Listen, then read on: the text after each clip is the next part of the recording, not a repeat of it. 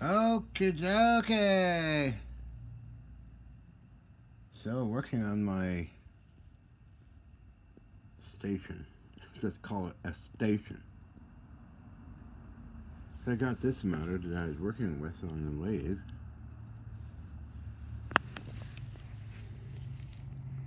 That's a piece of aluminium scrap I found. Used the lathe to get a hole in it to put. Hold on. Well, it doesn't matter.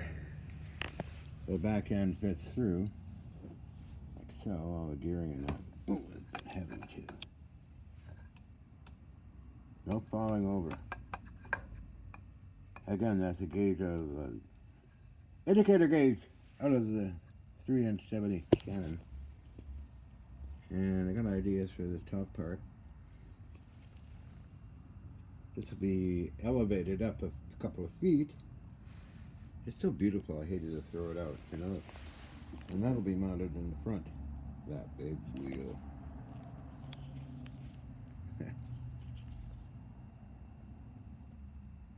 Yeah. I don't know, I'm just gonna use it for something, I guess.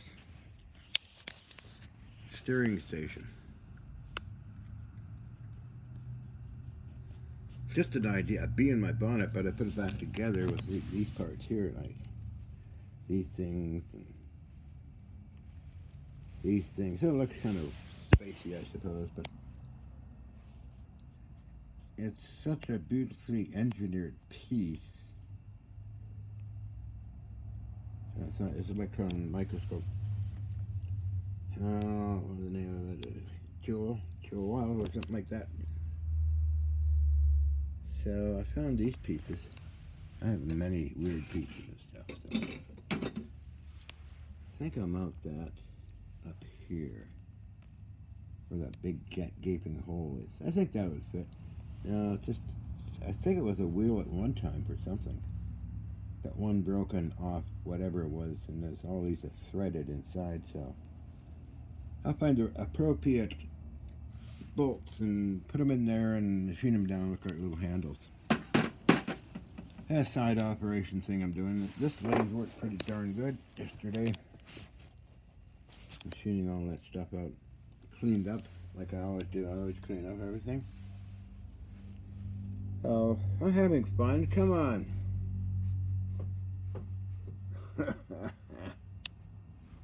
Yeah, little Johnny Cupcake has fun with this stuff. So plus I've learned stuff. You know, I'm always doing that way. Damn it, Jim. Use that tiny drill press.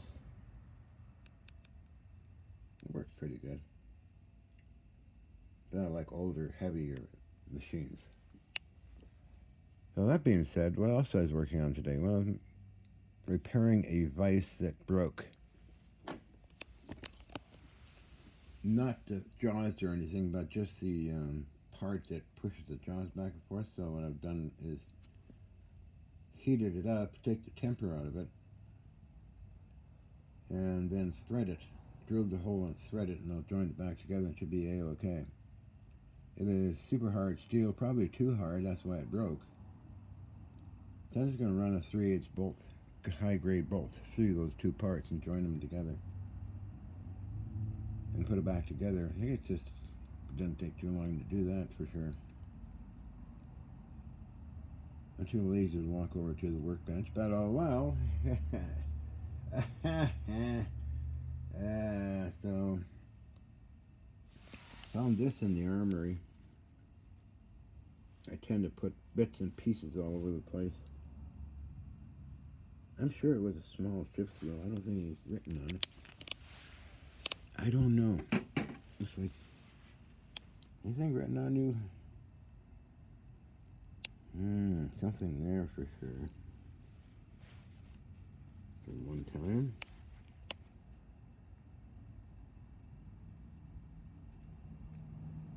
That's an odd piece, isn't it? Small.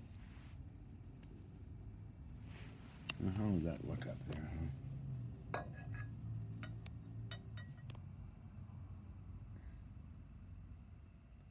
I think A-okay. And for the very top part, there's that piece over there there. I'm going to drill a hole through it and put a brass ball on top. And that should be all done, actually, and that'll be bolted somewhere anchored. But, you know, I do an hour, a couple hours per day, and then I do other things. Not a lot of things I got to do, so. In 24 hours. Wow. Woohoo.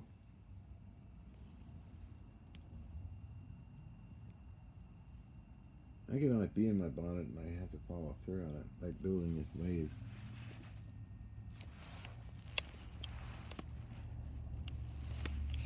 Built that thing. Not the headstock or the tailstock. There are two items on eBay I got a couple of years ago. I looked down and I thought, aha, H-beams and legs and the compounds, which I got, and put it all together and reinforced it, and it works just great, this thing. So anyway, that being said, did I say that? Did I say that? Nothing, no long talks today, I don't think, yet. Still got a few other things I gotta do, but oh well.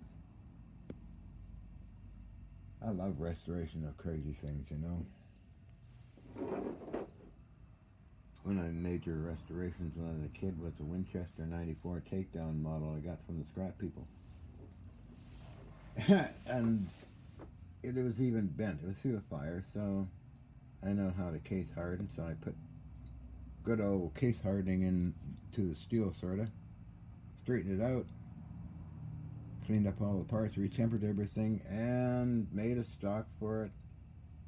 And over time, I traded it for something at Adnac Salvage on Alexander Street. It was Freddie and Phil. Anybody out there knows the Gaddisons that owned Adnac Salvage on Alexander Street a long time ago? Freddie and Phil. Carol Gaddison, who I met Carol later on when Phil passed away and Freddie passed away. Gee, I wonder what happened to all of that. Anybody out there ever heard of that company that was there for after World War II? Does anybody know North Star Salvage and Leo or MB Superior Metals or plus many others? But anyway, I'm going on a tangent again. Right. Anyway. Now, it's a news situation, so I go to Petaluma to the big scrapyard down there, okay? And Santa Rosa to the big scrapyard down there as well. And scored some pretty darn good stuff like this thing here, this old motor, which I refurbished and did things with it. It's direct current. Direct current motors are very hard to find. They're old like this, so they kindly delivered it in November. End of October. Geez. Plus all kinds of stuff. That was a good load of stuff.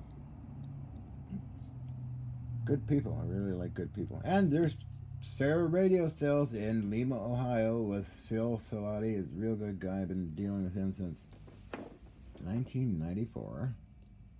On and off. I had several pallets from him come here. I had several tons in 1994. Still got pieces from there.